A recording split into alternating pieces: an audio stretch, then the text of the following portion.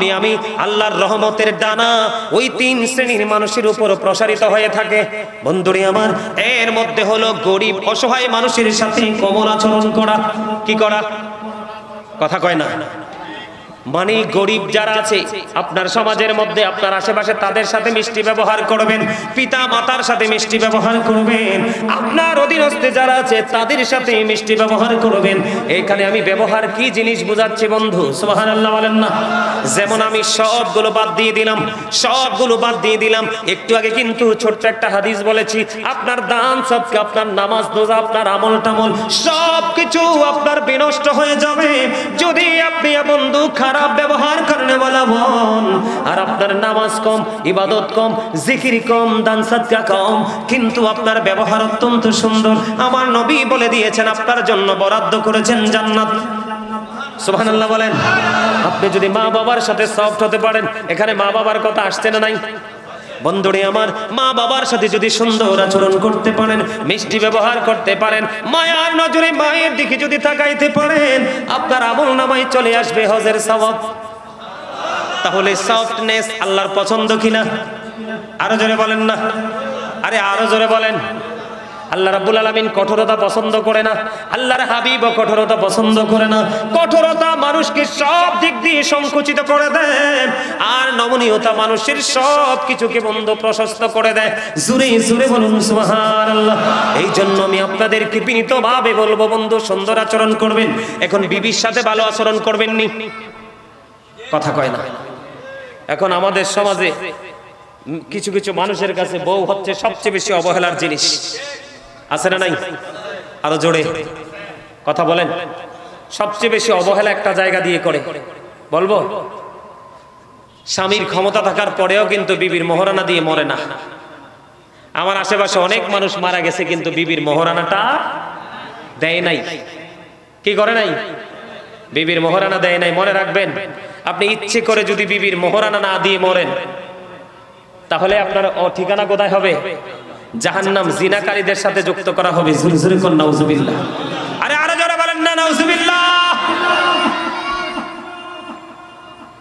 নবীজির পাগল আব্দুল্লাহ, স্বামী অনেক আছে করে বউ রেখে বন্ধু অন্য মরিদে মহিলাদের সাথে সময় নষ্ট করে, আছে না নাই?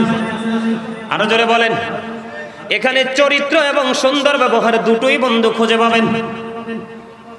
এরকম স্বামী আমাদের মধ্যে আছে না নাই? আরে আরো জোরে বলেন না, আছে না নাই? আমি আপনাদের কি বলে দেই বন্ধু, সামর ইবনে জুনদুব রাদিয়াল্লাহু তাআলা আনহু থেকে হাদিস কানা বর্ণিত। হাদিসটা অনেক লম্বা। আমার নবী একদিন সাহাবায়ে কেরামদের সঙ্গে সবটারে ব্যাখ্যা দিতে লাগলেন। আমার দিকে তাকান। আমি ওই হাদিসে আবার ফিরে যাব বিবির কাছে। আগে আমি আপনাদেরকে একটুখানি ছোট্ট একটা জায়গা আছে হাদিসটার মধ্যে। আমার নবীজি সাহাবায়ে কেরামদেরকে বললেন, আপনারা কেউ স্বপ্ন দেখছেন নি? সাহাবাইরা বললেন না। আমার নবীজি বললেন, আমি একটা স্বপ্ন দেখেছি।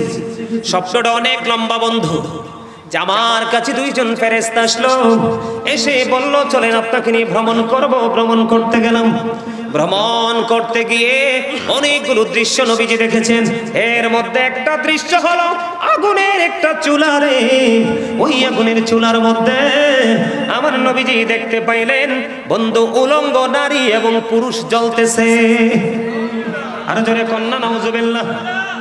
আপনার মধ্যে যদি সামাজিক ঐক্য গড়ে তুলতে চান, একজন আরেকজনের সাথে যদি বন্ধন তৈরি করতে চান, তাহলে আপনাকে একটা জায়গায় আসতে হবে। সেই জায়গাটা হলো একটা মুসলমান আর একটা মুসলমানকে দেখা মাত্রই সালাম দিতে হবে। আমার আল্লাহর কাছে দুটো জিনিস বন্ধু বেশি পছন্দ। কয়টা? দুটো জিনিস বেশি পছন্দ। এর মধ্যে পরিচিত হোক অপরিচিত হোক, মুসলমানকে বন্ধু দেখা মাত্রই সালাম দিয়ে দিব, আর ক্ষুধার্তকে খাবার খাওয়াবো পেট ভরিয়ে। জোরে জোরে সুবহানাল্লাহ। এখন এইটা কি আমাদের মধ্যে আছে? আপনি যদি মানুষকে দেখা মাত্র সালাম দিয়ে দিতে পারেন। অসুস্থ হলে যদি আপনি কাউকে দেখতে যেতে পারেন, অসুস্থ হলে যদি কাউকে দেখতে যেতে পারেন, বন্ধু আপনি যদি কেউ মারা গেলে তার জানাজায় অংশগ্রহণ করতে পারেন, তখনই দেখবেন অটোমেটিক্যালি বন্ধু আপনার মধ্যে একটা বন্ধন তৈরি হয়ে যাবে, সামাজিক বন্ধনে আপনি আবদ্ধ হতে পারবেন। এটা হলো ব্যবহার, এটা হলো আচরণ, এটা আমার নবী বন্ধু আমাদেরকে শিক্ষা দিয়েছে। এবার আপনি পাশাপাশি বন্ধু ঘর তুলবেন, কি করবেন? আপনি পাশাপাশি ঘর তুলবেন। আল্লাহর হাবিব আপনাকে আমাকে জানিয়ে দিয়েছে, বন্ধু আপনার বাড়িতে বহুতল ভবন করবেন, আপনি ধরেন 5 তলা 10 তলা, মিনিমাম 50 থেকে 70 বা 100 বছরের গ্যারান্টি আছে না নাই? আপনি ঘর তুলবেন, ঘর যখন তুলতে যাবেন আপনার বাড়ির আঙিনায় আছে একজন গরিব মানুষ, ওই গরিব মানুষ সে তার জীবনে কোনোদিন ঘর উঠাতে পারবে না, বিল্ডিং করতে পারবে না বন্ধু। এখন আপনি যদি আপনার যে ডিজাইন করেছেন, প্ল্যানিং করেছেন, আপনি আপনার প্ল্যানিং মোতাবেক যদি ঘর তোলেন, ওই গরিব মানুষটার অনেক বড় বিপদ হয়ে যাবে। ও বন্ধু আপনার সুবিধাটা যেমনি চিরস্থায়ী ভাবে হয়ে যাবে, ওই ব্যক্তিটার অসুবিধাটাও কিন্তু চিরস্থায়ী হবে। কথা বলেন না কেন? ইসলাম আমাদেরকে এমন শিক্ষা দিয়েছে, আপনি বহুতল ভবনটা যখন করবেন, বড় ভবন আপনি যখন বানাবেন, আপনি বড় ভবনটা বানাইতে যখন যাবেন, বানাইতে যাওয়ার আগে আপনি আপনার পাশের যে ঘর, ওই ঘরের মালিকের সাথে পরামর্শ করেন, ভাই আমি এমন ভাবে ঘর উঠাবো, তোমার কোনো অসুবিধা হবে কিনা, আপত্তি হবে কিনা? ওই ব্যক্তি যদি আপনাকে তার মনের দুঃখ শেয়ার করে, বন্ধু তুমি এইভাবে ঘর উঠাইও না, উঠাইলে আবার অসুবিধা হবে, বন্ধু তাহলে আপনাকে প্ল্যান চেঞ্জ করতে হবে। এটা হলো নবীজির শিক্ষা, এটা হলো ইসলামের শিক্ষা। আমাদের মধ্যে এই শিক্ষাটা কি করতে হবে? প্রতিষ্ঠিত, বাস্তবায়ন করতে হবে। সূরা বলেন না সুবহানাল্লাহ। ব্যবহার যদি আপনি সুন্দরভাবে করতে পারেন, আপনার জীবন ধন্য হয়ে যাবে। হাদিস শরীফের মধ্যে এসেছে, হযরত আবু হুরায়রা রাদিয়াল্লাহু তাআলা আনহু থেকে হাদিস কানা বর্ণিত, আপনার আমার প্রাণের নবীকে একজন প্রশ্ন করলেন, ইয়া রাসূলুল্লাহ, ওই ব্যক্তিটা অনেক বেশি দান সদকা করে নামাজ পড়ে, কিন্তু তার ব্যবহার ভালো না, আচরণ সুন্দর না। আল্লাহর হাবিব জানিয়ে দিয়েছেন তিনি জাহান্নামী। নাউজুবিল্লাহ বলেন না। তিনি কি? আরেকজন মহিলার দিকে ইশারা করে বললেন, আরেকজন মহিলার দিকে ইশারা করে বললেন, ইয়া রাসূলুল্লাহ, ইয়া হাবিবাল্লাহ, ওই মহিলাটা তিনি অনেক বেশি ইবাদত করতে পারে না, অনেক বেশি দান সদকাও করতে পারে না, কিন্তু ইয়া রাসূলুল্লাহ, ইয়া হাবিবাল্লাহ, নবী গো, তার ব্যবহার এত সুন্দর, তার ব্যবহার এত মিষ্টি, তার এই ব্যবহারে মানুষের কলিজা ঠান্ডা হয়ে যায়, মানুষ শান্ত হয়ে যায়, মানুষ শীতল হয়ে যায়। এই ক্ষেত্রে আল্লাহর হাবিব সঙ্গে সঙ্গে বলে দিয়েছেন সে জান্নাতি। আরো জোরে বলেন সুবহানাল্লাহ। আমরা এই শিক্ষাটা অর্জন করতে পেরেছি কোত্থেকে? আমার নবীর কাছ থেকে। এই জন্য বন্ধু আমরা ইহুদি নাসারাদেরকে ফলো করব না, বেঈমান কাফেরদেরকে আমরা ফলো করব না। যদি আমরা এমনি ভাবে বেঈমান কাফের মুশরিকদেরকে ফলো করতে থাকি, আমাদের জীবন দুনিয়া থেকে মৃত্যু পর্যন্ত, জীবন থেকে মরণ পর্যন্ত আপনার আমার দুনিয়াও শেষ হয়ে যাবে, আখিরাতও শেষ হয়ে যাবে। আল্লাহ কোরআনে বলেছেন, ইন্নাল কাফিরিনা কানু লাকুম আদুওয়াম মুবিনা। আল্লাহ বলেছেন, দ্য হেরিটেক্স আর the eternal enemy of the believers. Allah বলেছেন ঈমানদারদের প্রকাশ্য শত্রু হলো বেঈমানেরা। আমাদের চুল কাটার স্টাইল ইহুদি স্টাইল, দাড়ি, ইহুদিরা তো দাড়ি ডিজাইন করে, আমাদের দাড়ি কি বেয়াজ্জতি করতেছে, কিন্তু আমরা মনে করতেছি এটা ডিজাইন, আমাদের দাড়িকেও সেটা করতেছি। আপনারা তো নিশ্চয়ই এখানে যারা আছেন সেলুনে যান না? কথা কয় না। সেলুনে যান কিনা? চুল দাড়ি কাটার জন্য যান না? যাওয়ার পরে কি দেখেন? কোন মুসলমানের ছবি দেখছেননি? আসেনি? সব বিদেশি শয়তানের ছবি। আমি একবার সেলুনে গেছি চুল ছোট করার জন্য, যাওয়ার পরে দেখি এক বাবা, কত সুন্দর ছেলে, ছেলেকে নিয়ে ঢুকছে, ঢুকে বলতেছে, হুজুর ওইটার মতো চুলটা কাটিং দিয়ে দেন। জোরে কন্যা নাউজুবিল্লাহ।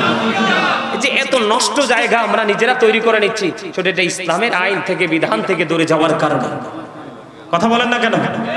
মা আয়েশা সিদ্দিকা রাদিয়াল্লাহু তাআলা আনহা থেকে হাদিস বর্ণিত, তিনি জানিয়ে দিয়েছেন, আল্লাহর হাবিব সরকারে মদিনা তিনি বলে দিয়েছেন, বন্ধু উত্তম ব্যবহারের কারণে যেই বিষয়টা সহজ হয়ে যায়, শক্ত আচরণের কারণে সেই বিষয়টা শক্ত হয়ে যায়। কি? উত্তম ব্যবহার করলে নরম ব্যবহার, সফট সুন্দর ব্যবহারের কারণে একটা জিনিস কি হয়ে যায়, সহজ হয়ে যায়। আর খারাপ ব্যবহার, শক্ত ব্যবহারের কারণে সহজ বিষয়টাও কিন্তু জটিল হয়ে যায়। তাহলে আমরা সব সময় নরম ব্যবহার করার দরকার আছে না নাই? সুন্দর ব্যবহার করার দরকার আছে না নাই? এখন এই সুন্দর ব্যবহারটা শিখতে হলেই যেতে হবে মদিনাওয়ালার পাগল আলেমদের কাছে, হক্কানি আল্লাহর ওলিদের কাছে। ঠিক কিনা বলেন? আরো জোরে বলেন। সুন্দর ব্যবহার করবেন, সুন্দর ব্যবহারের কারণে আল্লাহ রাব্বুল আলামিন যেইটাকে সৌন্দর্যমণ্ডিত করে দেয়, আর খারাপ ব্যবহারের কারণে সেই জায়গাটাকে কলুষিত করে দেয়। আল্লাহ রাব্বুল আলামিন তিনি কঠোরভাষী নয়, আল্লাহর হাবিব তিনিও কিন্তু বন্ধু কঠোরভাষী নয়। আল্লাহ রাব্বুল আলামিন অত্যন্ত আল্লাহ যেমন সফট, আল্লাহর হাবিবও তেমন সফট। এই সফট থাকার কারণে যুগে যুগে যুগে যুগে যুগে যুগে বন্ধু নবীজির কাছে বেঈমান কাফিরেরা ইসলাম গ্রহণ করেছে। জোরে জোরে বলেন না সুবহানাল্লাহ, আর জোরে বলেন সুবহানাল্লাহ। আপনাকে নবীকে জীবন দিয়ে ভালোবাসতে হবে, জীবনের চাইতে বেশি ভালোবাসতে হবে, সম্পদের চাইতে বেশি ভালোবাসতে হবে, সন্তানের চাইতে বেশি ভালোবাসতে হবে। তাহলেই আপনার জীবনে পরিবর্তন আনা সম্ভব, অন্যথায় কোনোভাবেই বন্ধু সম্ভব নয়। আপনি আমি আল্লাহর রহমতের ডানা ওই 3 শ্রেণীর মানুষের উপর প্রসারিত হয়ে থাকে। বন্ধুরে আমার, এর মধ্যে হলো গরিব অসহায় মানুষের সাথে কোমল আচরণ করা। কি করা? কথা কয় না। মানে গরিব যারা আছে আপনার সমাজের মধ্যে, আপনার আশেপাশে, তাদের সাথে মিষ্টি ব্যবহার করবেন, পিতা মাতার সাথে মিষ্টি ব্যবহার করবেন, আপনার অধীনস্থে যারা আছে তাদের সাথে মিষ্টি ব্যবহার করবেন। এখানে আমি ব্যবহার কি জিনিস বুঝাচ্ছি বন্ধু, সুবহানাল্লাহ বলেন না। যেমন আমি সবগুলো বাদ দিয়ে দিলাম, সবগুলো বাদ দিয়ে দিলাম। একটু আগে কিন্তু ছোট্ট একটা হাদিস বলেছি, আপনার দান সদকা, আপনার নামাজ রোজা, আপনার আমল টামল সবকিছু আপনার বিনষ্ট হয়ে যাবে যদি আপনি বন্ধু খারাপ ব্যবহার করনে वाला মন, আর আপনার নামাজ কম, ইবাদত কম, জিকির কম, দান সদকা কম, কিন্তু আপনার ব্যবহার অত্যন্ত সুন্দর। আমার নবী বলে দিয়েছেন আপনার জন্য বরাদ্দ করেছেন জান্নাত। সুবহানাল্লাহ বলেন। আপনি যদি মা বাবার সাথে সফট হতে পারেন, এখানে মা বাবার কথা আসছে না নাই? বন্ধুরে আমার, মা বাবার সাথে যদি সুন্দর আচরণ করতে পারেন, মিষ্টি ব্যবহার করতে পারেন, মায়ার নজরে মায়ের দিকে যদি তাকাইতে পারেন, আপনার আমল নামায় চলে আসবে হজের সওয়াব। তাহলে সফটনেস আল্লাহর পছন্দ কিনা? আরো জোরে বলেন না, আরে আরো জোরে বলেন। আল্লাহ রাব্বুল আলামিন কঠোরতা পছন্দ করে না, আল্লাহর হাবিবও কঠোরতা পছন্দ করে না। কঠোরতা মানুষকে সব দিক দিয়ে সংকুচিত করে দেয়, আর নমনীয়তা মানুষের সব কিছুকে বন্ধ প্রশস্ত করে দেয়।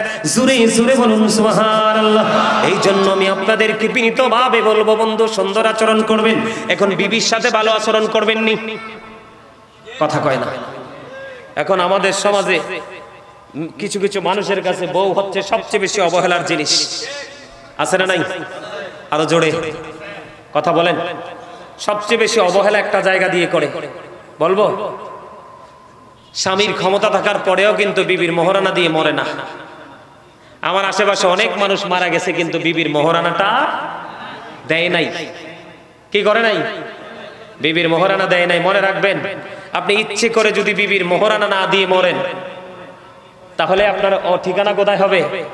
জাহান্নাম। জিনাকারীদের সাথে যুক্ত করা হবে। জোরে জোরে কোন নাউজুবিল্লাহ। আরে আরো জোরে বলেন না নাউজুবিল্লাহ। নবীজির পাগল আব্দুল্লাহ, স্বামী অনেক আছে ঘরে বউ রেখে বন্ধু অন্য মরিদে মহিলাদের সাথে সময় নষ্ট করে, আছে না নাই? আরো জোরে বলেন। এখানে চরিত্র এবং সুন্দর ব্যবহার দুটোই বন্ধু খুঁজে পাবেন। এরকম স্বামী আমাদের মধ্যে আছে না নাই? আরে আরো জোরে বলেন না, আছে না নাই? আমি আপনাদের কি বলে দেই বন্ধু, সামর ইবনে জুনদুব রাদিয়াল্লাহু তাআলা আনহু থেকে হাদিস কানা বর্ণিত। হাদিসটা অনেক লম্বা। আমার নবী একদিন সাহাবায়ে কেরামদের সঙ্গে স্বপ্নের ব্যাখ্যা দিতে লাগলেন। আমার দিকে তাকান, আমি ওই হাদিসে আবার ফিরে যাব বিবির কাছে। আগে আমি আপনাদেরকে একটুখানি ছোট্ট একটা জায়গা আছে হাদিসটার মধ্যে। আমার নবীজি সাহাবায়ে কেরামদেরকে বললেন, আপনারা কেউ স্বপ্ন দেখছেননি? সাহাবায়েরা বললেন না। আমার নবীজি বললেন, আমি একটা স্বপ্ন দেখেছি। স্বপ্নটা অনেক লম্বা বন্ধু। যে আমার কাছে দুইজন ফেরেশতা আসলো, এসে বলল চলেন আপনাকে নিয়ে ভ্রমণ করব। ভ্রমণ করতে গেলাম। ভ্রমণ করতে গিয়ে অনেকগুলো দৃশ্য নবীজি দেখেছেন। এর মধ্যে একটা দৃশ্য হলো আগুনের একটা চুলারে। ওই আগুনের চুলার মধ্যে আমার নবীজি দেখতে পাইলেন বন্ধু উলঙ্গ নারী এবং পুরুষ জ্বলতেছে। আর জোরে কন্যা নাউজুবিল্লাহ। নবীজি অনেকগুলো দৃশ্য বন্ধু দেখলেন। দেখতে দেখতে দেখতে দেখতে দেখতে দেখতে বন্ধু সব যখন পরিদর্শন করা শেষ হয়ে যাবে, শেষ হয়ে গেল, ফিরে আসবে। এখন ফেরেশতাদেরকে সবগুলোর উত্তর জানতে চাইলেন। এর মধ্যে একটা হলো বন্ধু, ওই যে আগুনের চুলা, আগুনের চুলার মধ্যে আমি দেখতে পেয়েছি দুইজন নারী পুরুষ, উলঙ্গ নারী পুরুষদেরকে দেখা যায়। এরা কারা রে? আমার নবীকে ফেরেশতারা জানিয়ে দিয়েছেন, এরা হলো পৃথিবীর ব্যভিচারে করনেওয়ালা। জোরে জোরে বলেন নাউজুবিল্লাহ। এটাও কিন্তু চরিত্রের একটা অবক্ষয়, ঠিক কিনা বলেন? আছে কিনা? আমাদের সমাজের মধ্যে আছে না নাই? ঠিক এর মধ্যে বিবাহিত কিছু আছে, বিবাহের আগে যায় করছেন, চরিত্র হরণ করছেন, নষ্ট করছেন, খারাপ করছেন, এটার একটা মাফের রাস্তা আছে। কিন্তু বিবাহের পরে মাফের কোনো সুযোগ। আল্লাহর হাবিব বলছে এদেরকে হত্যা করে ফেলো। কি করে ফেলো? মানুষকে হত্যা করার কোনো বিধান নাই। আমার আগে যিনি আমার ভাই আলোচনা করেছেন তিনি কিন্তু এই বিষয়টা নিয়ে আলোচনা করেছেন। একটা গর্ভধারিণী মহিলার যেই নবীজির কাছে আসা তাকওয়ার তিনি বিষয়টা বুঝাইতে গিয়ে বলেছিলেন, সম্মানিত উপস্থিতি, হত্যা করার কিন্তু বিধান নাই, কিন্তু নবীজি বলেছেন আপনার কয়েকটা কারণে ইসলাম ত্যাগ করলে খুনের বদলি খুন। এর মধ্যে একটা হলো আপনার ওই যে জিনা করলে। কি করলে? জিনা করলে। কি করলে? আরো জোরে বলেন। জিনা করলে আমাদের সমাজের মধ্যে আছে না নাই? আমাদের মধ্যে সবচেয়ে বড় লজ্জার বিষয় হলো বিবাহ করার পরেও স্বামীরা কি করে? জিনা ব্যভিচার করে। আবার স্বামী করে থাকার পরেও কোন কোন নারীরা কি করে? অসৎ কাজে লিপ্ত হয়। এটাও কিন্তু আমাদের চরিত্রের অবক্ষয়, ঠিক কিনা বলেন? আরো জোরে বলেন। বন্ধুরে আমার, আমরা সব কিছুকে বন্ধু ঠুনকো মনে করে উড়িয়ে দেই, আমরা এগুলোকে গুরুত্ব দেই না। আব্দুল্লাহ বিয়ে করলো 3 দিন মতান্তরে 4 দিন হয়ে গেল। আব্দুল্লাহর বিবিকে আব্দুল্লাহর বাবা এসে প্রশ্ন করলো, বৌমা আমার স্বামী তোমার সাথে কেমন, আমার ছেলে তোমার স্বামী তোমার সাথে কেমন ব্যবহার করছে? এবার বন্ধু উত্তর প্রশ্ন করতে দেরি রে, বউ শ্বশুরকে উত্তর দিয়ে দিয়েছে। আজকে 3 দিন হলো, মতান্তরে 4 দিন হলো, আমি এখনো পর্যন্ত আমি আমার স্বামীর চেহারাটা দেখিনি। আল্লাহু আকবার বলেন না? কি করিনি? স্বামীর চেহারাটা দেখিনি। তখন ওই আব্দুল্লাহর বাবা আমার নবীজির কাছে নালিশ দিলেন। নবীজি সঙ্গে সঙ্গে ওই আব্দুল্লাহকে বন্ধ ডেকে পাঠালেন। বললেন তুমি শুধু নামাজ রোজা করলে, ইবাদত করলে চলবে না। আব্দুল্লাহ কোনো খারাপ কাজ করেন, আল্লাহর গোলামিতে নিয়োজিত আছে। এখন আমার নবীজি তাকে বলে দিলেন, না না, অন্য কাজের পাশাপাশি তোমাকে তোমার বিবির সাথে উত্তম ব্যবহার করতে হবে, তার বাড়ি বিবির হকও তাকে দিতে হবে। সুবহানাল্লাহ বলেন না? তাহলে নবীজিকে ফলো করলে আপনার জীবনে কোনো ঘাটতি থাকবে না। কথা বলেন, ঘাটতি থাকবে না। কোনোদিন কোন অবস্থায় আপনার ঘাটতি হবে না। আপনি দুনিয়ার মধ্যে যা কিছু করেন না কেন, আপনি সব কিছু করতে পারেন, কিন্তু আপনি যেখানে যেটা প্রয়োজন সেটা যদি করতে পারেন, তাহলে আপনি হবেন উত্তম আচরণকারী এবং উত্তম চরিত্রবান। বন্ধুরে আমার, এই জায়গাতে আমি যদি আপনাদেরকে একটা জিনিস একবার ইনশিওর করে দেই, এই জায়গাতে বাবা মার দায়িত্ব যথাযথ পালন করা উচিত। আমরা যারা সন্তান রয়েছে আমাদের দায়িত্ব যথাযথ পালন করা উচিত। বাবা মার দায়িত্ব হলো every parent should take care their children very carefully. প্রত্যেকটা পিতামাতার উচিত সন্তানের দায়িত্ব যত্ন সহকারে পালন করা। আর আমরা যারা সন্তান পৃথিবীর বুকে এসেছি, আমাদের প্রত্যেকের উচিত we should Obi our parents. আমাদের প্রত্যেকের উচিত আমাদের পিতামাতা মাতাকে মান্য করা। বলে হুজুর পিতা মাতাকে মান্য করব কেমন করে? আমি বন্ধু আপনার জন্ম থেকে প্রাপ্তবয়স্ক হওয়া পর্যন্ত, আপনার উপর নামাজ ফরজ হওয়া পর্যন্ত আমি এই আগের জায়গাটা নিয়ে বলবো না। আপনি যখন বড় হবে, আপনার সন্তান যখন মোটামুটি বুঝতে শিখবে, আল্লাহর হাবিব বলেছেন আদিবু আওলাদাকুম আলা থালাতি খিসানিন হুব্বি নবীকুম হুব্বি আহলি বাইতিহি ওয়া আলা কিরাতিল কুরআন। আল্লাহর হাবিব সরকারে মদিনা তিনি বলে দিয়েছেন তোমরা তোমাদের সন্তানদেরকে তিনটি বিষয়ে শিক্ষা দাও। কয়টি বিষয়? একটা হলো হুব্বি নবীকুম, নবীর প্রেম, হুব্বি আহলি বাইতিহি, নবীর আহলি বাইতের প্রেম, নবীর পরিবারের প্রেম, ওয়া আলা কিরাতিল কুরআন, কোরআন তেলাওয়াত শিখাও। জোরে জোরে সুবহানাল্লাহ। আপনি যদি আপনার চরিত্রকে ঠিক রাখতে চান, আপনি যদি উত্তম ব্যবহার করনে বলা হতে চান, তাহলে আপনাকে একটা জায়গায় আসলেই যথেষ্ট। ঠিক কিনা বলেন? এই জায়গাটা হলো Allah is all in all, follow his law and light for eternal success. আপনি পরিপূর্ণভাবে সফল হয়ে যাবেন, আপনার জন্য পরিপূর্ণ সফলতা অপেক্ষা করতেছে। আপনি দুইটা জিনিসকে আঁকড়ে ধরেন। কয়টা? এই দুটো হলো আপনার আমার জীবনে নিয়ামত। একটা হলো আপনার আমার প্রাণের নবী, আর একটা হলো লৌহে মাহফুজের কোরআন, আল্লাহর অমীয় বাণী। জুরি জুরি বলেন সুবহানাল্লাহ। ল এন্ড লাইট, নূর হলো বন্ধু আরবি শব্দ, বাংলাতে এটাকে বলা হয় আলো, ইংলিশে এটাকে বলা হয় লাইট। আর ল বন্ধু আল্লাহর কোরআন। এই কোরআন বুঝিয়ে দেওয়ার জন্য আল্লাহ রাব্বুল আলামিন আমাদের জন্য বন্ধু আপনার আমার প্রাণের নবীকে পাঠিয়ে দিয়েছে। আপনি নবীকে আদর্শ হিসাবে গ্রহণ করেন, আপনার জীবনে কোনো দিক দিয়ে কোনো অবক্ষয় দেখতে পাবেন না। এই জন্য আল্লাহ রাসূল বলেছেন হুব্বি নবীকুম teach the love of the prophet, নবীর প্রেম শিখাও।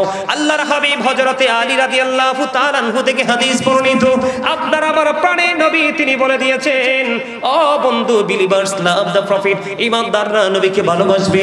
Hypocrites don't love the prophet, মুনাফিকরা নবীকে ভালোবাসবে না। যার সিনায় নবীর প্রেম আছে, যার সিনায় নবীর মহব্বত আছে, যার সিনায় নবীর ভালোবাসা আছে, তার পক্ষে বন্ধু প্রত্যেকটা জায়গায় অ্যাক্টিভ থাকা সম্ভব। মুনাফিক কখনোই অ্যাক্টিভ হতে পারে না। ঠিক কিনা বলেন? বন্ধুরে আমার, এরপরে আমার নবী বলে দিয়েছেন তোমরা তোমাদের সন্তানদেরকে গুরুত্ব দিতে হবে। এটাই হলো আপনার আমার জন্য বড় শিক্ষা।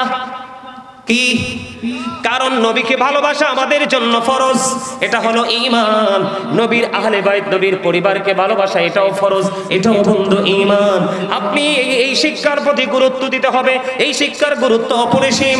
আপনি যদি সন্তানকে শিক্ষাটা দিতে না পারেন, তাহলে আপনার সন্তান পথভ্রষ্ট হয়ে যাবে, চরিত্রহীন হয়ে যাবে, বন্ধু খারাপ ব্যবহার করেনেওয়ালা বান্দাদের অন্তর্ভুক্ত হয়ে যাবে। কারণ তার মধ্যে সঠিক শিক্ষা যেটা থাকার দরকার সেটা নাই। তারপরে বলেছেন কোরআন তেলাওয়াত। আমি আপনাদেরকে যদি একটুখানি মজা দিতে চাই বন্ধু, আপনারা নবীর আহলে বাইত সম্পর্কে আমি যদি একটু বলতে চাই, আপনি যদি চরিত্রবান হতে চান, তাহলে বন্ধু ইমাম হাসান হুসাইন দুই ভাইকে ফলো করতে পারেন। আপনি যদি চরিত্রবান হতে চান, আপনি যদি উত্তম ব্যবহার করেনেওয়ালা হতে চান, হযরত আলীর দিকে ফলো করেন। মা বোনদেরকে ডেকে ডেকে বলছি, আপনারা যদি উত্তম চরিত্রবান হতে চান, আপনারা যদি আবেদা হতে চান, সালেহা হতে চান, তাহেরা হতে চান, তাহলে মা খাতুনে জান্নাত ফাতেমাকে ফলো করতে পারেন। তার কারণ হলো আপনার আমার প্রাণের নবী সেই ইনস্ট্রাকশন আমাদেরকে দিয়েছেন। নবীজি বলেছেন বন্ধু নবীজির আহলে বাইতকে ভালোবাসতে আমার আপনার প্রাণের নবী সর্বপ্রথম মা খাতুনে জান্নাত ফাতেমা। হাদিস শরীফের মধ্যে এসেছে আল্লাহর প্রিয় হাবিব সরকারে মদিনা তিনি বলেছেন ফাতেমাতু সাইয়্যিদাতু নিসাই আহলিল জান্নাহ। আমার রাসূল বলেছেন mother Fatema is the leader of females in জান্নাহ। ও বন্ধু, এই চরণদ্বীপ ফকিরাখালীর আমার মা বোনদেরকে বলবো, উত্তম চরিত্রবান হতে চাও, উত্তম ব্যবহার করেনেওয়ালা হতে চাও, তাহলে তুমি মা খাতুনে জান্নাত ফাতেমাকে তুমি ফলো করো বন্ধু। নবীজির কাছে একদিন নবীজির কাছে মা ফাতেমা গেলেন কাজের বুয়া বাদির জন্য বন্ধু। যাওয়ার পরে মা রাসূল নিষেধ করে দিলেন। তারপরেও যদি বন্ধু মাঝে মাঝে মা ফাতেমা ক্লান্ত হয়ে যেতেন, একজন সহযোগী নিয়ে নিতেন।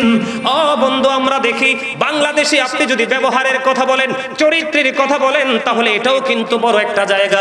কয়েকদিন আগে আপনাদের ইয়াতে দেখেছি, টিভিতে দেখেছি, আপনাদের মুরাদপুরে একটা মেয়েকে বন্ধু গরম লোহা তা বন্ধু গরম করে লোহা তার পিঠের মধ্যে সেক দিয়েছে। দেখছেন কিনা?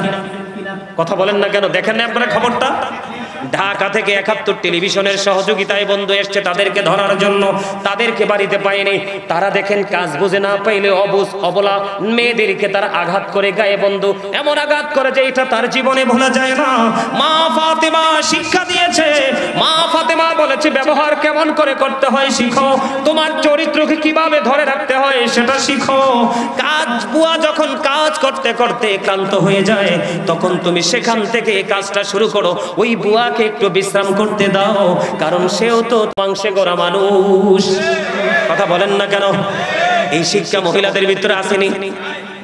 ম্যাক্সিমাম বড় লোকের বেটির কাছে নাই, গরিবদের কাছে এখনো গেলে সেটা পাওয়া যায়। কথা বলেন না কেন? পাওয়া যায় কি যায় না? আমি আপনাদেরকে যদি ব্যবহার শিখাইতে চাই, উত্তম চরিত্রবান যদি হতে চান বন্ধু, নবীকে ভালোবাসতে হবে, নবীর আহলে বাইতকে ভালোবাসতে হবে। আমি আপনাদেরকে যদি ছোট্ট একটা एग्जांपल দেই, আল্লাহর হাবিব হাদিস শরীফের মধ্যে এসেছে, আল্লাহর হাবিব বলেছেন আল হাসান ওয়াল হুসাইন সাইয়্যিদা শাবাবি আহলিল জান্নাহ। আপনার আমার প্রাণের নবী তিনি বলে দিয়েছেন, Imam Hasan and Hussain are the leader of younger people in Jannah. আপনার আমার প্রাণের নবী তিনি বলে দিয়েছে, এ চরণদি ফকিরাখালীর যুবক, তোমাদের জন্য নিয়ামত। আল্লাহর হাবিব বলেছেন ইমাম হাসান হুসাইন জান্নাতে যুবকদের লিডার হবে। এখন কি মুখে মুখে ইমাম হুসাইন ইমাম হাসান রাদিয়াল্লাহু তাআলা আনহুকে ভালোবাসি বললে হবে, নাকি তাদের আদর্শকে লালন করতে হবে? কথা বলে না? কি করতে হবে? তাদের আদর্শটাকে লালন করতে হবে, ঠিক কিনা বলেন? আরো জোরে বলেন। এখন লালন কি করব কি করব না? তারা কেমন সফট ছিলেন জানেন? তাদের ব্যবহার কত সুন্দর ছিলেন। এখন ধরেন एग्जांपल দেই, যদি কোনো মানুষ ওযু করতে গিয়ে ভুল করে, আমরা কি বলি? দেহ দাড়িগুলো পাইকে কত বড় হয়ে গেছে, ওযুই জানেন। কথা কয় আমরা এরকম না? আমাদের ব্যবহারটা এরকম না? নামাজ পড়তে গেলে যদি দেখি ভুল করে, যা যা আপনার বয়স তো হবে 70, এখনো নামাজ জানেন না। কথা কন না কেন? এরকম বলি কি বলি না? আর জোরে বলে আপনারা একটু সামনের দিকে আসেন। যার যার সামনে যে খালি জায়গাগুলো আছে জায়গাটি ফিল আপ করেন। ওই যে পিছনে মানুষ এসে দাঁড়ায় রয়েছে, আপনারা সবাই সামনের দিকে আসেন, আসেন আসেন। আর জোরে আসেন, আস্তে আস্তে আরো তাড়াতাড়ি আসেন। আমার আল্লাহ আল্লাহ আল্লাহ লা ইলাহা ইল্লাহু আল্লাহ আল্লাহ আল্লাহ ইল্লাহু আপন নূর দিয়া আল্লাহ করিয়া সৃজন, আরশের পরে কুরসির তরে রাখিলেন গোপন নবীজি। আল্লাহ আল্লাহ আল্লাহ ইল্লাহু আল্লাহ আল্লাহ আল্লাহ আল্লাহ পাকের প্রিয় হাবিবে মুহাম্মদ রাসূল, সবার আগে হলেন তিনি সৃষ্টি কোটির মূল নবীজি। আল্লাহ আল্লাহ আল্লাহ ইল্লাহু আল্লাহ আল্লাহ লা ইলাহা ইল্লাহু। মনটা আমার চাই যে শুধু যেতে মদিনায়, এই মনটা আমার চাই যে শুধু যেতে মদিনায়। হায়রে অবুঝে মনে রে বোঝাই যত, সে তো বোঝে না নবীজি। আল্লাহ আল্লাহ লা ইলাহা ইল্লাহু আল্লাহ আল্লাহ ইল্লাহু। না জানি তো বাইতে নৌকা, না জানি সাঁতার, না জানি তো বাইতে নৌকা, না জানি সাঁতার। হায়রে দয়া করে পার করিও জাহান্নাম মাজার নবীজি। আল্লাহ আল্লাহ লা ইলাহা লা ইলাহা ইল্লাল্লাহ মুহাম্মাদুর রাসূলুল্লাহ সাল্লাল্লাহু আলাইহি ওয়াসাল্লাম। বন্ধু বলতেছিলাম আমি আপনাকে, আপনারা একটু মনটা দিয়ে শুনেন, বিভিন্ন দিক থেকে ছোট্ট ছোট্ট করে एग्जांपल দেব বন্ধু। এবার আমি বলতেছিলাম ইমাম হাসান রাদিয়াল্লাহু তাআলা আনহু, হুসাইন রাদিয়াল্লাহু তাআলা আনহু, দুই ভাই একদিন সফরে বের হলো। দুই ভাই যখন সফরে বের হলো, সফরে বের হওয়ার পরে দেখতে পাইলেন একজন মুরব্বী উযু বানাইতেছে, কিন্তু মুরব্বীর উযু হয় না। এবং ইমাম হাসান হুসাইন দুই ভাই চিন্তা করলেন, একজন আরেকজনের সাথে পরামর্শ করলেন, দাঁড়িয়ে দাঁড়িয়ে দেখলেন ওই যে বুড়ো দাদুর তো উযু হয় না, আজকে কৌশলে বুড়ো দাদুকে উযু শিখিয়ে দেব, কিন্তু দাদুর সাথে কখনোই খারাপ ব্যবহার করা যাবে না। সুবহানাল্লাহ বলেন না, আর জোরে বলেন না সুবহানাল্লাহ। এবার বন্ধু ধীরে ধীরে এবার কি করলেন, ওই বুড়ো দাদুর কাছে ইমাম হাসান হুসাইন দুই ভাই আস্তে আস্তে করে চলে গেলেন। যাওয়ার পরে বন্ধু এবার দাদুকে ডাক দিলেন, ডাক দিয়ে দাদুকে সালাম দিলেন। দাদু সালামের জবাব দিলেন। জবাব দেওয়ার পরে ভালো মন্দ জিজ্ঞেস করা হলো, দাদু আপনি কেমন আছেন? দাদু বললেন ভালো আছি।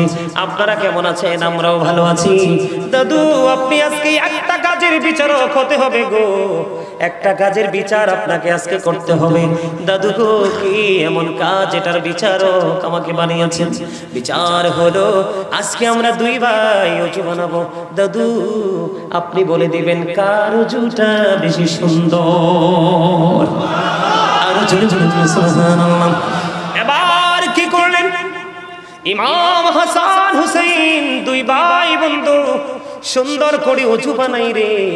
উযু যখন বানানো শেষ হয়ে গেল, উযু বানানো শেষ হইতে দেরি, এবার ওই বড় দাদুকে প্রশ্ন করলো, দাদু দাদু গো বলে দাও না কার উযুটা বেশি সুন্দর হয়েছে?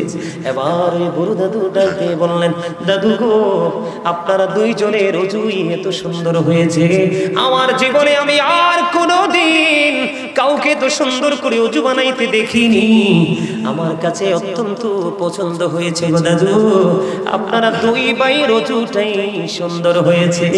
আপনারা কে গো এত সুন্দর নুরানি চেহারা, এত সুন্দর চেহারার বালক আমি আর দেখিনি, এত সুন্দর যুবক ও দাদু আপনারা কারা? কেন এবার আপনারা এত সুন্দর করে উযু করে দেখিয়েছেন? এবার ইমাম হাসান হুসাইন দুই ভাই ডেকে ডেকে বলে, আমরা পৃথিবীর কোনো সাধারণ মানুষ নই, আমরা হলাম আল্লাহর প্রিয় হাবিব হাবিবুল্লাহ নবী মুহাম্মদ রাসূলুল্লাহ সাল্লাল্লাহু আলাইহি ওয়াসাল্লাম আদরের কলিজার টুকরা মা ফাতেমা, ফাতেমার দুই সুযোগ্য সন্তান ইমাম হাসান হুসাইন দুই ভাই। বড় দাদু একটা ডাক দিয়ে বললেন, এই কারণে আপনাদের উযু তো সুন্দর।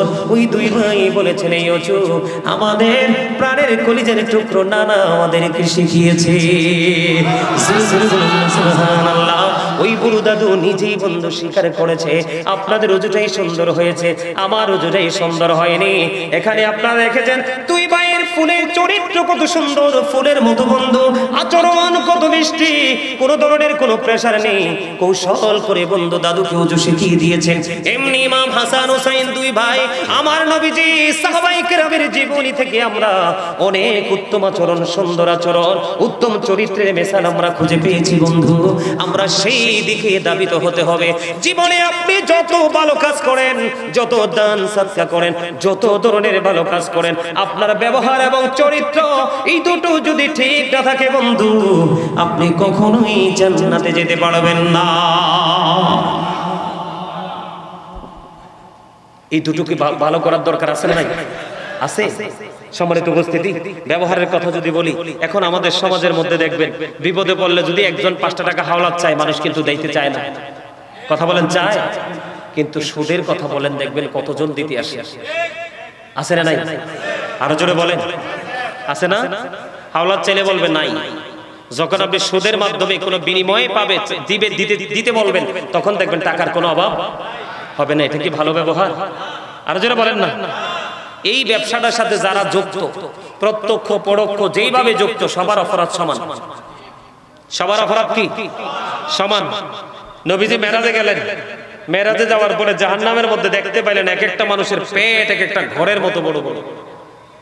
জিব্রাইলকে প্রশ্ন করেন, ভাই জিব্রাইল এরা কারা? জিব্রাইল উত্তর দিয়ে দিয়েছেন, এরা সুদখোর। আর যেরকম না, এরা কি রে? সুদের টাকা দিয়ে মসজিদ বানাইলে লাভ হইব? যারা সুদ খায় তারা কি চরিত্র ঠিক আছে নাকি চরিত্র নষ্ট হয়ে গেছে? যারা মানুষকে কষ্ট দিয়ে সুদের টাকা উপার্জন করে তাদের ব্যবহার কি ভালো না খারাপ? তাহলে আপনারা একটু বিবেচনা করে দেখবেন, একটু বিবেচনা করে দেখবেন, চরিত্র এবং ব্যবহার এই দুটো কিন্তু কাছাকাছি। দুটো কি? যার চরিত্র খারাপ তারই ব্যবহার খারাপ, আর যার ব্যবহার খারাপ মনে করবেন এটাই চরিত্র খারাপ। কথা কন না কেন? এই দুটোকে সুন্দর করতে হলে আপনাকে রাসূল প্রেমিক হতে হবে। কি হতে হবে? রাসূল প্রেমিক হতে হবে। রাসূলের সাথে প্রেম করবেন, আপনি কি হয়ে যাবেন? ধন্য হয়ে যাবেন, অন্যথায় আপনি নগণ্য হয়ে যেতে হবে। ঠিক না ঠিক? এখন রাসূলকে তো পাবেন না, রাসূল তো আমাদের কাছ থেকে চলে গেছে। নবীর প্রেমিক যারা, আশিক যারা, গভীর প্রেমিক যারা, তাদেরকে নবীজি স্বপ্নযোগে দিদার দিবে। এমনিতে তো সরাসরি নবীকে দেখার কোনো সুযোগ, পাওয়ার কোনো সুযোগ নেই, কিন্তু নবীর আদর্শটাকে আমরা পেয়েছি, এটাকে আমরা সারা জীবন ধরে রাখতে পারবো। কার মাধ্যমে? হক্কানি আলেমদের মাধ্যমে। আপনাদের চট্টগ্রামের মানুষের কিন্তু চরিত্র খারাপ হওয়ার কথা না, কারণ সারা বাংলাদেশের মানুষ জানে সুন্নিয়তের শহর হলো চট্টগ্রাম। ঠিক কিনা বলেন? আরো জোরে, সুন্নিয়তের শহর কি? যার মধ্যে সুন্নিয়ত আছে তার চরিত্র এবং ব্যবহার কোনোটাই খারাপ হতে পারে? আরো জোরে বলেন, পারে? পারে না। সম্মানিত উপস্থিতি, আপনাদের আমাদের সমাজে গান বাজনা হয়নি। আরো জোরে বলেন, হয়নি? আপনি যদি নামাজ পড়েন, আপনি যদি হজ করেন, আপনি যদি রোজাও রাখেন, তারপরেও আপনার ঠিকানা হবে জাহান্নাম। শুধু গান বাদ্যযন্ত্র প্রেমিক হলে, মাঠে পানি দিলে যেমনি ফসল জন্ম হয়, ঠিক তেমনি ভাবে এই অশ্লীল শব্দ দ্বারা গান রচনা করে, মিউজিক অ্যাড করে, যেটা আপনার সামনে তুলে ধরা হয়, এটার মাধ্যমে মানুষের মনের ঘরে নোংরামি সৃষ্টি হয়। আরো জোরে বলেন নাউজুবিল্লাহ। এই একটা সময় আসবে কিয়ামতের আগে মানুষকে মাটিতে গ্রথিতকরণ করা হবে, চেহারা বিকৃত হয়ে যাবে। তারা তাওহীদও মানবে, তারা রিসালাতও মানবে, তারা রোজাও রাখবে, তারা হজও করবে, তারা নামাজও পড়বে। ইয়া রাসূলুল্লাহ, তারপরেও কি সাজাটা বহাল থাকবে? নবীজি বললেন, হ্যাঁ, তারপরেও সাজাটা বহাল থাকবে। তার কারণ কি? গান বাদ্যযন্ত্র প্রেমিক হবে এবং মদের আসর বসাবে। সমাজের মধ্যে আছে না নাই? যে গান বাজনার আয়োজন করে, গান বাজনার নামে মদ খায়, বিভিন্ন নেশা করে, এরা কি কখনো উত্তম চরিত্রবান হতে পারে? এই ব্যবহারটা কি ভালো? এই ব্যবহারটা খারাপ না? এমনি করে করে আপনি প্রত্যেকটা জায়গা, প্রত্যেকটা সেক্টর, প্রত্যেকটা প্লেসকে দেখবেন। আপনি যদি একটু সূক্ষ্মভাবে হিসাব করেন, আমি যদি আপনার উত্তম চরিত্র এবং ব্যবহার নিয়ে আরেকটু কথা বলি, আমাদের বাংলাদেশে কিন্তু সামাজিক অবক্ষয়, মানসিকতারও অবক্ষয় এমন ভাবে হয়েছে যেটা কল্পনা করা যায় না। আপনারা জানেন কিনা জানি না, এই আপনাদের এই চট্টগ্রামে, এই চরণদ্বীপ ফকিরাখালীতে মানুষ কি একজনকে দাওয়াত দিলে তিনজন যায়নি? আরে ওমা, যায় না বলে, একজনকে দাওয়াত দিলে তিনজন যায় না? কথা বলেন, যায় কি যায় না? এটা যে ইসলাম সাপোর্ট করে নাই, ব্যবহারটা যে ভালো না, এটা জানেননি? জানেন? যে জানেন আলহামদুলিল্লাহ, যে জানেন না তাকে একটু বলে দেই। সম্মানিত উপস্থিতি, একজন দাওয়াত দিলে তিনজন যাওয়া যাবে না, আবার দাওয়াত রেখে দাওয়াত মিস করা যাবে না। কি? একজনকে দাওয়াত দিলে দুইজন বা তিনজন যাওয়া যাবে না, আবার দাওয়াত রেখে দাওয়াত মিস করা। বড় আয়োজন করা হয়, আপনি একজন গেলেন না, এমনি করে করে 10 জন গেল না, 20 জন গেল না, তাদের খাবার কিন্তু রয়ে যাবে, অথবা এই খাবারটা নষ্ট হতে পারে। এখন হয়তো বা হবে না, কিন্তু হতেও তো পারে। পারে কি পারে না? এটার জন্য দায়ী হবেন যিনি দাওয়াত রেখে যাননি তিনি। আবার একজনকে দাওয়াত দিলে একজনের সাথে তিনজন যায় কি যায় না? একজনের সাথে দাওয়াত দিলে দুইজন যায় কি যায় না? দাওয়াতি এখনো 20 জন বাকি রয়েছে, 50 জন খেয়ে ফেলেছে। 50 জনের মধ্যে 20 জনই আপনার অতিরিক্ত একজন করে করে নিয়ে গেছে। কেউ ভাগিনা নিয়ে গেছে, কেউ নাতি নিয়ে গেছে, কেউ ভাতিজা নিয়ে গেছে, কেউ ছোট ছেলে নিয়ে গেছে। এমনি করে করে মূল দাওয়াতি 20 জন বাকি রয়েছে। এই 50 জনের মধ্যে 20 জন অথবা 25 জন অতিরিক্ত একজন করে নিয়ে গেছে। এখন খাবার আছে না নাই? খাবার নাই। সেই এই যে 20 জনকে সে আর খাবার দিতে পারবে না। এই লজ্জার জন্য দায়ী হবে যারা অতিরিক্ত ওনাকে ইনফর্ম না করে, ওনাকে না জানিয়ে যারা গিয়েছে তারা। কথা কি বুঝতে পারছেন? আরো জোরে বলেন, পারছেন? বিয়ে কি পবিত্র কাজ না? আরো জোরে বলেন। এখনকার চরিত্রহীন সন্তান বেশি নাকি চরিত্রবান? কথা কন না কেন? ভয় পান নাকি? এখনকার যুগের আমি সব সময় প্রায় ওয়াজে বলে থাকি, মুরব্বীদের অন্তর আল্লাহ আল্লাহ রাসূলের প্রেম ভালোবাসায় ভরা, আর এই প্রজন্মের ম্যাক্সিমাম যুবক যুবতীদের অন্তর হিংসা, নোংরামি আর আত্মগরিমায় ভরা। ঠিক কিনা বলেন? একমাত্র কারণ হলো দ্বীনের শিক্ষা না থাকার কারণে। গতকালকে আমি সেই বিষয় নিয়ে লম্বা আলোচনা করেছিলাম। গতকালকের প্রোগ্রামে এই জিনা ব্যভিচার নিয়ে, জোরে বলেন না নাউজুবিল্লাহ, এ নিয়ে এটা লূত আলাইহিস সালামের জামানায় ছিল বলৎকার। কি এই বলৎকারী পিছনের লজ্জাস্থান দিয়ে আপনার নিজের শারীরিক চাহিদা মেটানো, এটা লূত জাতির কাজ, এটা আখির নবীর কাজ হতে পারে না। ঠিক কিনা বলেন? আর জোরে আপনি কি বলবো চরিত্র নিয়ে ওয়াজ বিভিন্ন দিক থেকে আপনাদেরকে एग्जांपल দিয়েছি। কারো কাছে ভালো লাগবে, কারো কাছে খারাপ লাগবে, আই ডোন্ট কেয়ার। আমি যতটুকু অর্জন করেছি ততটুকু থেকে আমি আপনাদেরকে বলে দিতে চাই। আল্লামা ইবনে হাজার আসকালানী হাসান ইবনে জাকওয়ান রাদিয়াল্লাহু তাআলা আনহু থেকে তিনি বর্ণনা করেছেন। বলবো? আরো জোরে বলেন। বলবো? আরো জোরে, আরো জোরে বলবো। বন্ধুরে আমার দিকে তাকান বন্ধু, কেমন করে আমি আপনাদেরকে বোঝাবো? তোমরা পৃথিবীর বুকে বড় লোকের সন্তানদের সাথে ওঠা বসা করিও না। কার সাথে? আরো জোরে বলেন। ধনী লোকের বেটা, ধনী লোকের বেটি, তাদের চরিত্র থাকে না, তাদের লজ্জা থাকে না, তাদের শরম থাকে না, তাদের ব্যবহার কখনো সুন্দর হয় না, তারা কখনো সমাজের তোয়াক্কা করে না। এই জন্য জানিয়ে দিয়েছেন, কিছু বলবেন? এই জন্য বলে দিয়েছেন বন্ধু, বড় লোকের সন্তানদের সাথে মেলামেশা করিও না, কারণ বড় লোকের ছেলেরা ও বন্ধু অবিবাহিত যুবতীদের মতো ফিতনা। কথা কয় না? আমার কথা বুঝেন না আপনারা? আরে ভাই বানাইয়া বলি না তো। আর আমি আপনাদেরকে আরেকটা কথা বলি। হযরতে সুফিয়ান শাওরি রাদিয়াল্লাহু তাআলা আনহু তিনি বলেছেন, আমি একদিন গোসলখানায় গেলাম। গোসলখানায় যাওয়ার পরে ফুটফুটে সুন্দর একটা বালক আমার গোসলখানায় ঢুকে পড়লো। আমি ডেকে ডেকে বললাম, এই বালকটাকে আমার কাছ থেকে গোসলখানা থেকে বের করে নিয়ে যাও, কারণ একটা অবিবাহিত একটা মেয়ের সাথে থাকে একটা শয়তান, আর আপনার বালকদের সাথে থাকে 10টা শয়তান। কথা বুঝেন নাই? এই শুধু মেয়েদেরকে চোখে চোখে রাখলে হবে না। সমাজে যদি আপনি উত্তম চরিত্রবান সন্তান এবং ছেলে মেয়ে যদি আপনি সমাজে রেখে যেতে চান, তাহলে ছেলে মেয়ের সাথে আপনাকে 3টা জিনিসের দিকে নজর রাখতে হবে। একটা হলো তার পারিবারিক শিক্ষা, আরেকটা হলো তার সামাজিক শিক্ষা, আরেকটা হলো যে তার জীবনে বড় হয়ে বন্ধু বান্ধবদের সাথে যে ওঠা বসা করে সেই শিক্ষা।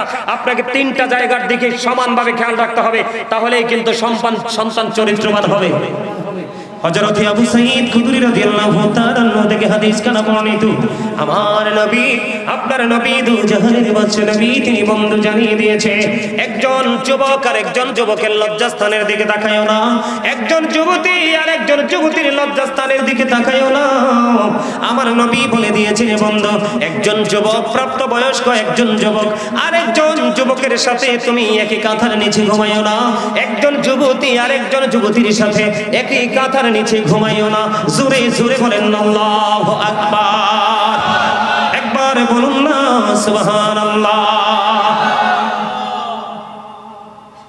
আমার কথা বুঝতে পেরেছেন? হ্যাঁ, খেয়াল রাখবেন তো। কোন বালক যদি সমাজের মধ্যে অতিরিক্ত সুন্দর ফুটফুটে হয়, এটার দিকে কোনো আপনার আমি কি বলবো লজ্জার কথা না, এটা জানার কথা, এটার দিকে কোনো না কোনো ছেলের নজর পড়তে পারে। এই জন্য প্রাপ্ত কোনো বয়স্কের সাথে ফুটফুটে সুন্দর কোনো বালককে একসাথে দেওয়া যাবে না, তাহলে এই চরিত্র শারীরিক ফিজিক্যাল চরিত্রটাকে হরণ করে নিয়ে যাবে। জোরে জোরে বলেন ঠিক না ঠিক? আর জোরে। এই দেশে এই রোগ আছে না নাই? আরো জোরে বলেন। এই রোগ এটা একমাত্র বলৎকারী জিনা ব্যভিচার থেকে আপনার আসে। আপনি যখন আপনার চরিত্রকে সুন্দর রাখবেন, তখন দেখবেন এই ভয়ঙ্কর ব্যাধি আপনার আমার মধ্যে থাকবে, আপনার আমার মধ্যে থাকবে।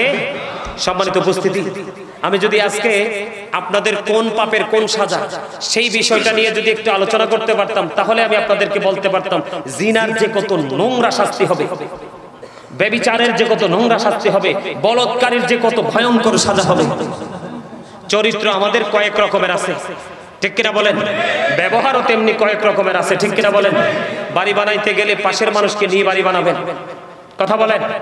মাঠে ফসল বুনতে গেলে আশেপাশের জমির মালিকদেরকে নিয়ে সুন্দর করে আলাপ আলোচনা করে সবাই মিলেমিশে করবেন, ঠিক কিনা বলেন? আরো জোরে।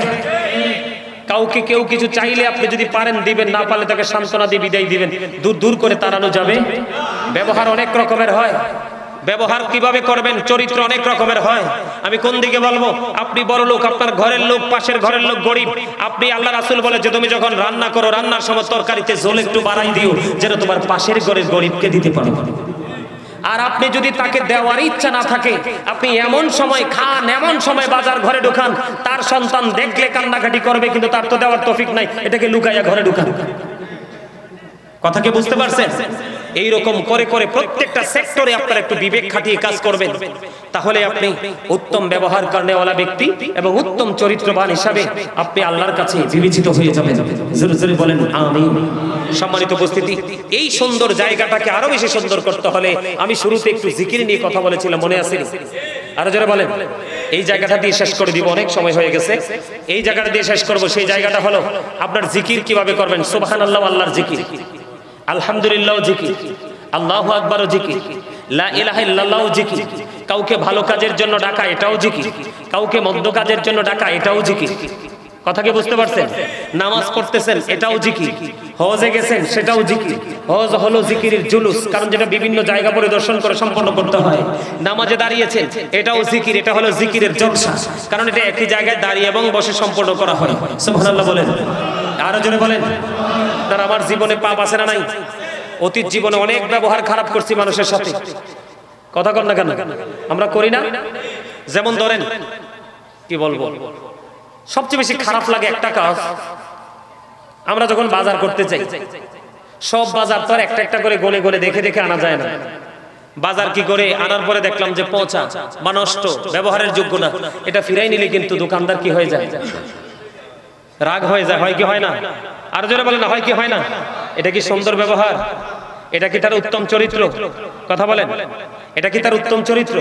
তো এইরকম ধরনের পাপের কোনো শেষ আমাদের, সকাল থেকে সন্ধ্যা পর্যন্ত, ঘরে থেকে বের হয়ে বিছানা পর্যন্ত আমাদের পাপের কোনো শেষ নাই। সম্মানিত উপস্থিতি, এই সবগুলো পাপকে বিশ্বাস করার একটা সিস্টেম আজকে শিখে যাব।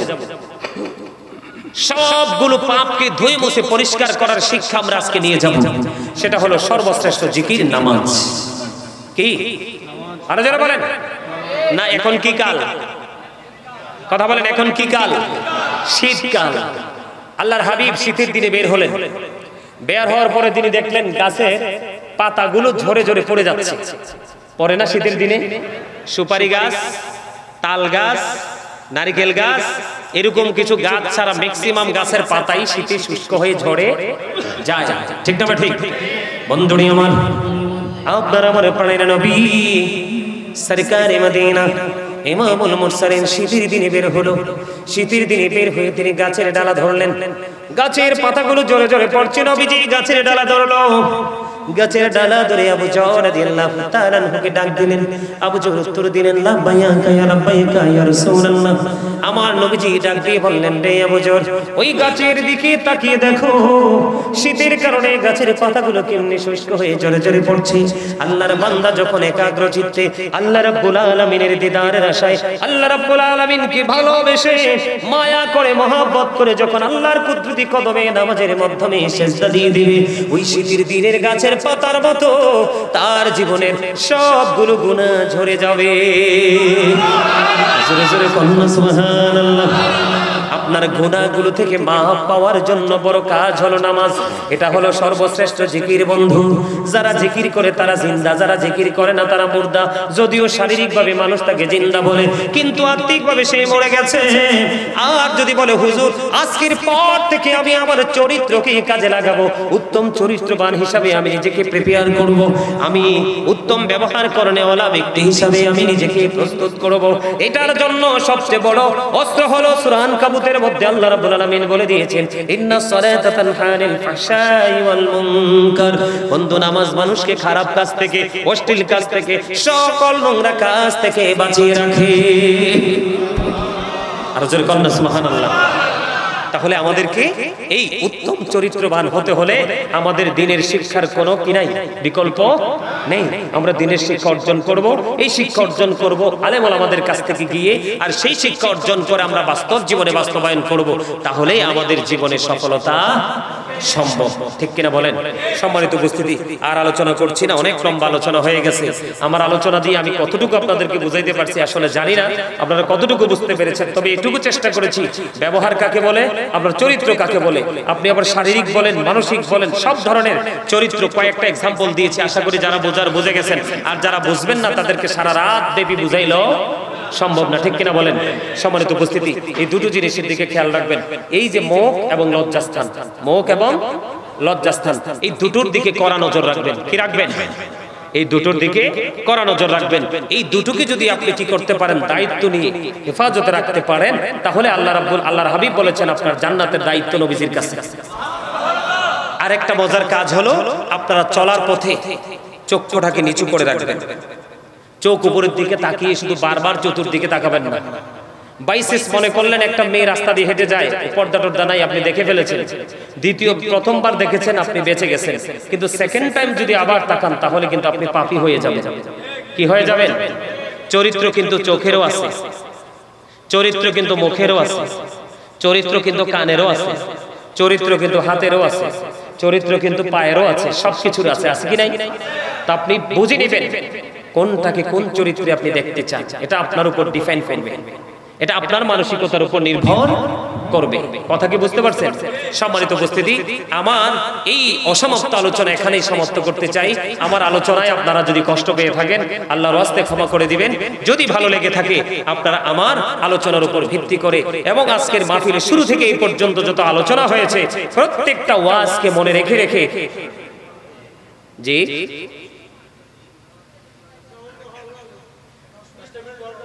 আরো 10টা মিনিট, আরো 10টা মিনিট, আলহামদুলিল্লাহ বলেন। আরো 10টা মিনিট যদি করি তাহলে একটু প্রেম নিয়ে করব। কে নিয়ে?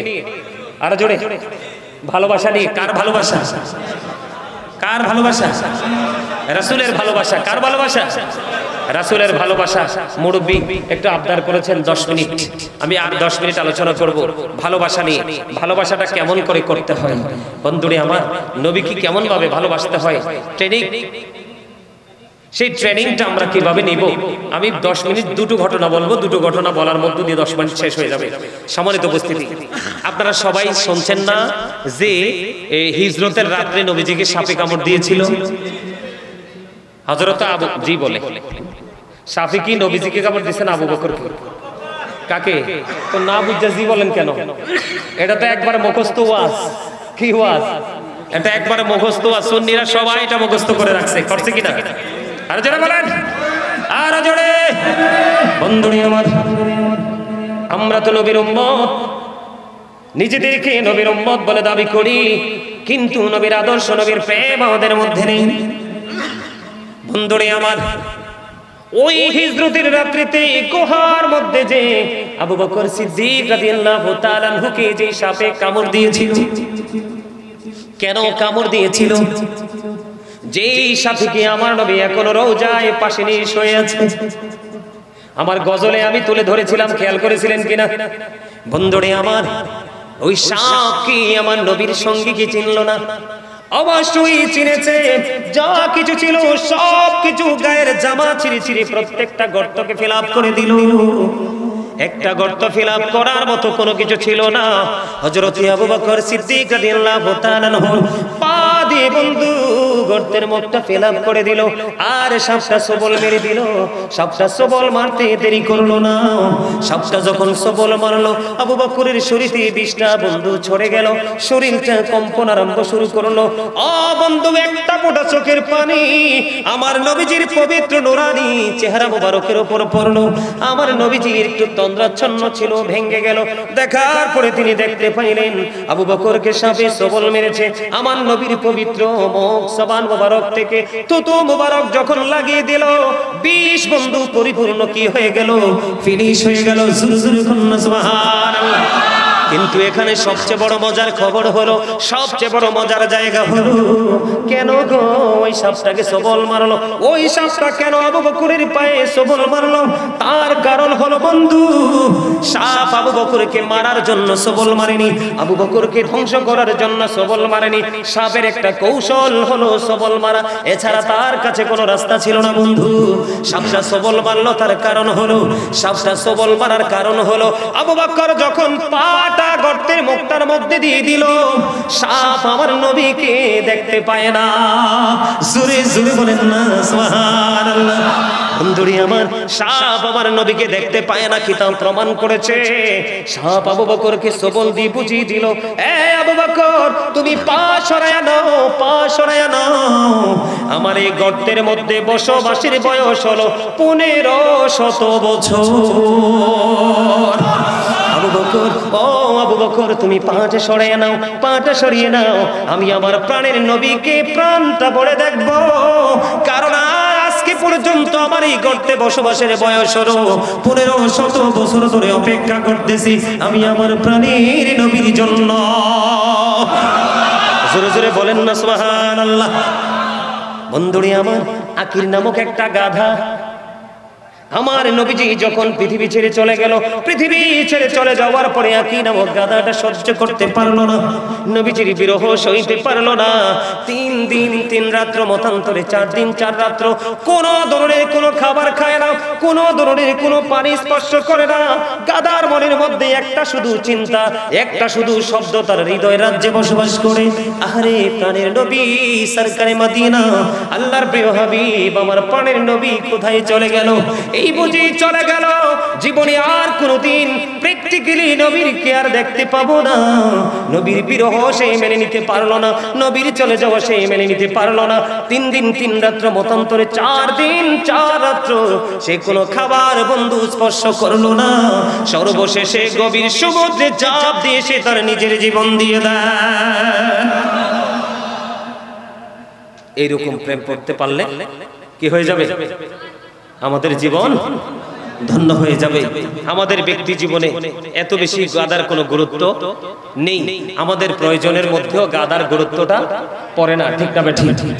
কিন্তু রাসূলের সাথে প্রেম দেখছেন, কথা বলেন সম্মানিত উপস্থিতি, নবীর প্রেম নিয়ে যদি আমি কথা বলি শেষ হবে না। হযরত ওয়াইস করে নবীর সাথে প্রেম করে নবীজির জুব্বা মোবারক পেয়ে গেল, ঠিক কিনা বলেন? উহুদের ময়দানে হযরত মালিক বিন সিনান রাদিয়াল্লাহু তাআলা আনহু নবীজির রক্ত মোবারক চোষার কারণে নবীজি গোটা পৃথিবীকে জানিয়ে গেল যে তোমরা যদি জান্নাতে কোনো মানুষ দেখতে চাও তাহলে মালিক বিন সিনানকে দেখে নাও। সুবহানাল্লাহ বলেন। সম্মানিত উপস্থিতি, আমরা যদি সেইভাবে রাসূলকে ভালোবাসতে পারি, আমরা যদি সেইভাবে রাসূলকে মহব্বত করতে পারি, তাহলেই কিন্তু আমাদের জীবনটা ধন্য।